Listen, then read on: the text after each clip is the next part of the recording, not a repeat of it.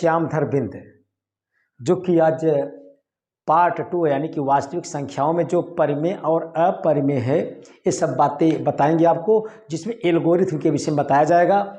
अब जैसे देखिए, हम आपको परिमेय किसे कहते हैं। परिमेय वह संख्या जिसे हम P/Q के रूप में लिखा जा सके, परिमेय संख्या कहलाती है। किसे? वह संख्या जिसे P/Q के रूप में लिखा जा सके, परिमेय संख्या कहलाती है। लेकिन Q नॉट इक्वल टू 0 होना चाहिए, यानी कि हर का मान कभी 0 न हो, तभी हम परिमेय संख्या कह सकते हैं, नहीं तो नहीं। कहने का मतलब, जिस संख्या को हम P/Q के रूप में लिख सकें वह संख्या परिमेय संख्या कहलाती है। लेकिन Q नॉट इक्वल टू 0 होना चाहिए, Q का मान 0 नहीं होना चाहिए। परिमेय संख्या आपने जाना, परिमेय संख्या आपने जाना, जिसे हम रेशनल नंबर बोलते हैं, अंग्रेजी में रेशनल नंबर बोलते हैं। परिमेय संख्या किसे कहते हैं? ऐसी संख्या जिसे P/Q के रूप में लिखा जा सके, परिमेय संख्या कहलाती है। लेकिन Q नॉट इक्वल टू 0 होना चाहिए। कहने का मतलब, बटा के रूप में लिखिए लेकिन Q का मान 0 न हो, परिमेय संख्याएं कहलाती हैं। जैसे देखिए 1/2, 1/5 क्या है? परिमेय संख्या। इनका बटा हम 1 लिख सकते हैं। कोई भी गिनती 0 हो गया, 0, देखिए 0 भी क्या होगा? परिमेय संख्या होगा। क्यों होगा? 0 का बटा 1 लिख सकते हैं। 1 से अगर हम 0 में भाग देंगे तो कितना आएगा? 0 ही आएगा। यानी कि पाई का मान है, आप जानते हैं कि 22/7 होता है, पाई का मान है, यह भी परिमेय संख्या है। क्या है? परिमेय संख्या है। कहने का मतलब, पूरा प्राकृतिक संख्याएं परिमेय संख्याएं होती हैं। पूर्णांक भाई, आप पूर्णांक आप जानते हैं, पूर्णांक, पूर्ण संख्याएं, ये सब क्या है? परिमेय संख्याएं होती हैं। परिमेय संख्याओं के विषय में हमने जाना, यानी कि सब गिनती चाहे जो लिख लीजिए, वह परिमेय संख्या होगा। लेकिन कुछ खास बात हम आपको बताने जा रहे हैं। परिमेय संख्या का परिभाषा हमने बताया। परिमेय संख्या किसे कहते हैं? वह संख्या जिसे P/Q के रूप में लिखा जा सके, लेकिन Q नॉट इक्वल टू 0 हो, परिमेय संख्या कहलाती है। तमाम उदाहरण बताया, अभी और उदाहरण हम बता रहे हैं। जैसे देखिए 1/3, यह भी परिमेय संख्या है, लेकिन जब 3 से 1 में भाग देंगे आएगा 0.333333 डॉट डॉट, 3 बार बार आएगा। जब बार बार यानी कि रिपीट अंक आए, किसी अंक का बार बार आना, यानी कि जब रिपीट हो रहा है तो क्या होगा? परिमेय संख्या। कक्षा 9वीं में आपको सिद्ध किया गया था, यहाँ भाई इसके आगे 3 बार 0.3 बार लगाकर हल किया गया था। 9वीं में, कक्षा 9वीं में बताया गया था कि यह परिमेय संख्या है। ऐसे ही आप बता सकते हैं 2/3, 3 से भाग देंगे तो आएगा आंसर 0.6666, कई बार कोई सीमा नहीं है। इसी को हम लिख सकते हैं 0.6 पर बार लिख सकते हैं। बार यानी कि कहने का मतलब बार बार लिखते चलिए आप। यह क्या है? परिमेय संख्याएं हैं। कहने का मतलब, अगर कोई संख्या बार बार आ रहा है, रिपीट हो रहा है, तो क्या होगा? परिमेय संख्या। अगर आपकी इतना आ गया 1 2 3, फिर 1 2 3, 1 2 3, 1 2 3, कहने का मतलब 1 2 3 रिपीट हो रहा है, बार बार आ रहा है, यह भी क्या हुआ, परिमेय संख्या। इसी को हम लिख सकते हैं 0.123 पर बार। कहने का मतलब अगर कोई अंक रिपीट हो जाए तो क्या होगा, परिमेय संख्याएं होगी। परिमेय संख्याएं, ये सब बहुत खास एग्जाम्पल है, उदाहरण है, आप जान चुके हैं। अब हम आपको बताएंगे अपरिमेय संख्याएं, इरेशनल नंबर। अपरिमेय संख्याएं, इरेशनल नंबर। अपरिमेय संख्याएं किसे कहते हैं, ऐसी संख्या जिसे हम P बटा Q के रूप में न लिख सके, अपरिमेय संख्या कहलाती है। कहने का मतलब अपरिमेय संख्या, अपरिमेय संख्या किसे कहते हैं, जिसे इरेशनल नंबर कहा जाता है। इरेशनल नंबर कहा जाता है, IRRATIONAL नंबर। कहने का मतलब ऐसी संख्या जिसे हम P बटा Q के रूप में न लिख सकें, अपरिमेय संख्या कहलाती है। जिसे हम P बटा Q के रूप में न लिख सके, अपरिमेय संख्या कहलाती है।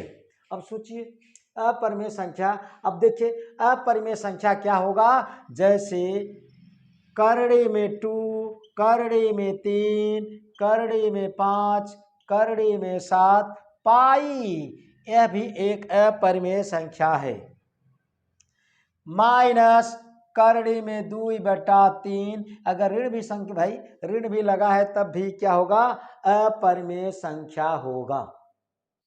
अब देखिए जैसे करड़े में 2 का मान अगर आप निकालेंगे तो 1.41, 1.41, 4, 2, 1, 3, 5, 6 डॉट डॉट, यानी कि रिपीट नहीं आएगा।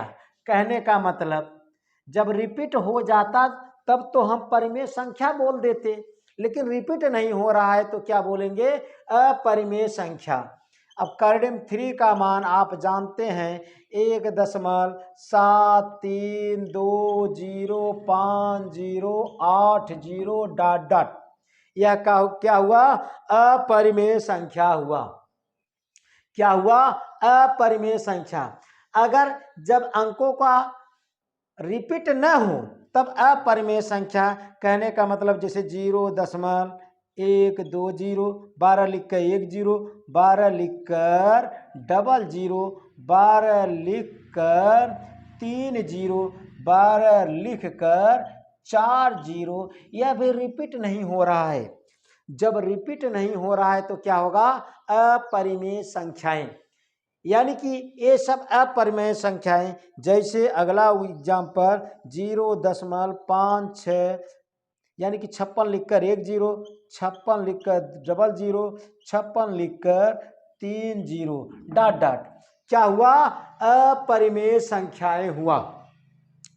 हम आपको परिमेय अपरिमेय के विषय में जानकारी दिया। अब देखिए हम बताएंगे आपको, जो कि यह चैप्टर है आपका, वास्तविक संख्याएं किसे कहते हैं। अब इसके बाद हम एल्गोरिथम बताएंगे, तब इसके बाद वास्तविक संख्याएं के विषय में जानकारी देंगे। अब देखिए एल्गोरिथम क्या है, यूक्लिड विभाजन एल्गोरिथम, यूक्लिड डिवीजन वो आप पढ़ चुके हैं लेमा के विषय में। यूक्लिड विभाजन प्रमेयिका आप जान चुके हैं, अब यूक्लिड विभाजन एल्गोरिथम जानेंगे। यूक्लिड विभाजन एल्गोरिथम क्या है, एल्गोरिथम शब्द कहाँ से उत्पन्न हुआ है। 9वीं शताब्दी फारसी गणितज्ञ अल ख्वारिज़मी के नाम से एल्गोरिथम शब्द लिया गया है। 9वीं शताब्दी फारसी गणितज्ञ अल ख्वारिज़मी के नाम से यह एल्गोरिथम शब्द का उपयोग किया गया है। एल्गोरिथम शब्द यानी कि आपको यूक्लिड विभाजन एल्गोरिथम क्या है उसके विषय में हम बताएंगे। यूक्लिड विभाजन एल्गोरिथम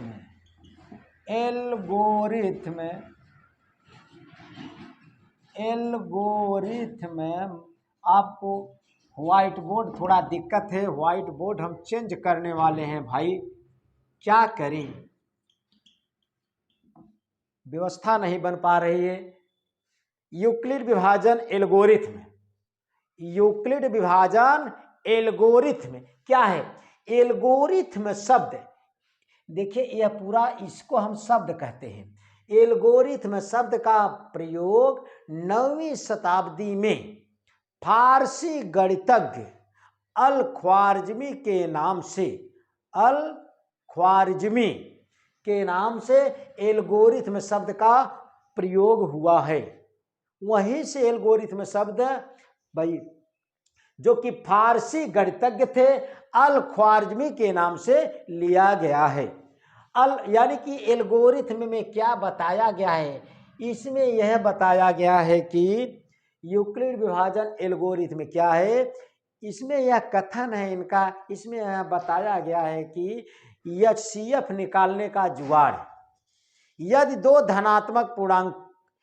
कोई दो धनात्मक पूर्णांक हो जिसका HCF यूक्लिड विभाजन प्रमेयिका की सहायता से ज्ञात किया जा सके, यूक्लिड विभाजन प्रमेयिका की सहायता से, इसके पहले आपने जाना है यूक्लिड विभाजन प्रमेयिका पार्ट 1 में, यानी कि किसी भी दो धनात्मक पूर्णांकों का HCF यूक्लिड विभाजन प्रमेयिका की सहायता से ज्ञात कर लेना ही यूक्लिड विभाजन एल्गोरिथम कहलाता है।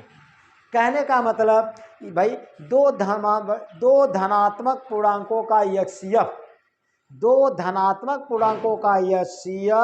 यूक्लिड विभाजन प्रमेयिका की सहायता से ज्ञात कर लेना ही यूक्लिड विभाजन एल्गोरिथम कहलाता है। जो कि इसमें यूक्लिड विभाजन भाई एल्गोरिथम क्या है, में से निकालने का जुगाड़ है।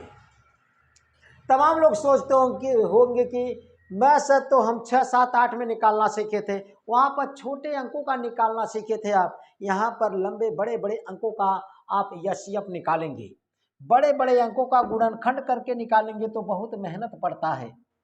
इसीलिए यह विधि का उपयोग करेंगे तो लंबा सवाल हजारों में रहेगा, सैकड़ा में रहेगा, चाहे जैसा रहे आप भाग विधि से निकाल देंगे, उसका एग्जाम्पल हम बताएंगे। लेकिन इस समय आपको हम बता रहे हैं परिमेय संख्या हमने बताया, अपरिमेय संख्या बताया, यूक्लिड विभाजन एल्गोरिथम के विषय में बताया। अब बताएंगे वास्तविक संख्या किसे कहते हैं। वास्तविक संख्या किसे कहते हैं? अरे भाई रियल नंबर, जो कक्षा 10 का मैथ का पहला चैप्टर का नाम है, वास्तविक संख्याएं, वास्तविक संख्याएं, जिसे अंग्रेजी में रियल नंबर बोलते हैं। क्या बोलते हैं? Real number. वास्तविक संख्याएं किसे कहते हैं? परिमेय और अपरिमेय संख्याओं से बनी संख्याएं ही वास्तविक संख्याएं कहलाती हैं। परिमेय और अपरिमेय संख्याओं से बनी संख्याएं वास्तविक संख्याएं कहलाती हैं।